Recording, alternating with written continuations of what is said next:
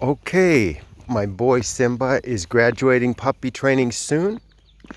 This video shows how he walks on the leash. Simba is older than the average puppy that comes to me, so he did good. Because he has a greater attention span and more experience than the new puppies. But let's see. The only sticking point this dog has is the barking, and that only happens when someone new comes to the house. So this is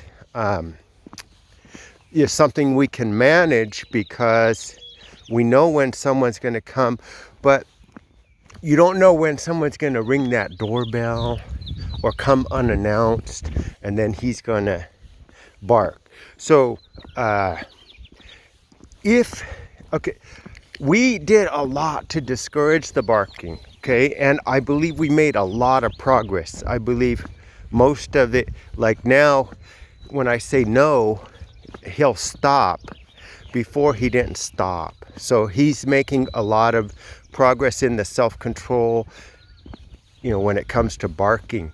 So, but I would recommend that if it becomes an issue and he's not getting it, that you get a bark collar. They have some really good bark collars now.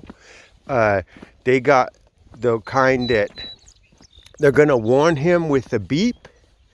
And then if he barks again, it's going to warn him with a vibration, like when your cell phone vibrates. And then if he barks again, it's going to give him a low-level zap. If he keeps going, it'll go high. Very soon, as soon as he hears that beep, he's going to stop. And so the only thing I would recommend, if you get the bark collar, you have to shave patch on his throat. You got to shave it so that the bark collar can make contact, because most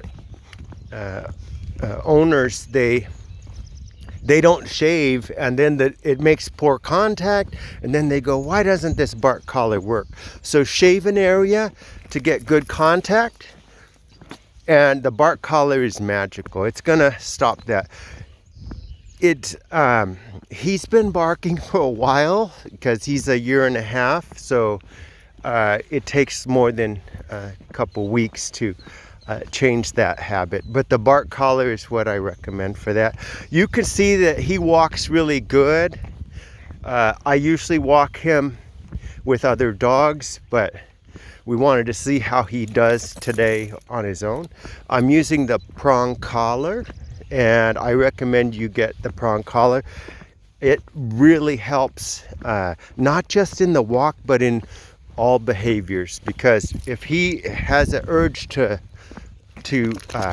change the direction of the walk, he's controlling his impulses better with the prong collar, and that will be obvious in other types of behavior at home. We'll say, oh, he's just better because you walk him every day on the prong collar. So I recommend you walk him every day. The more energy we burn off through good exercise like walks, then the less of the jumping and the counter surfing and stuff like that. The barking is also an energy that will diminish if we give him daily walks.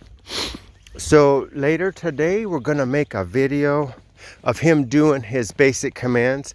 He's really good at that. We taught him shake. He knows shake, down, sit, come.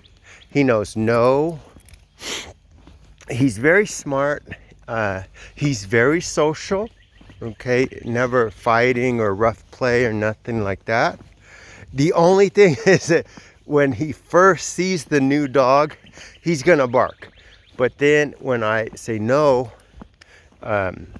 he accepts the new dog. So anytime he does not respect the no command, he's gonna get a timeout.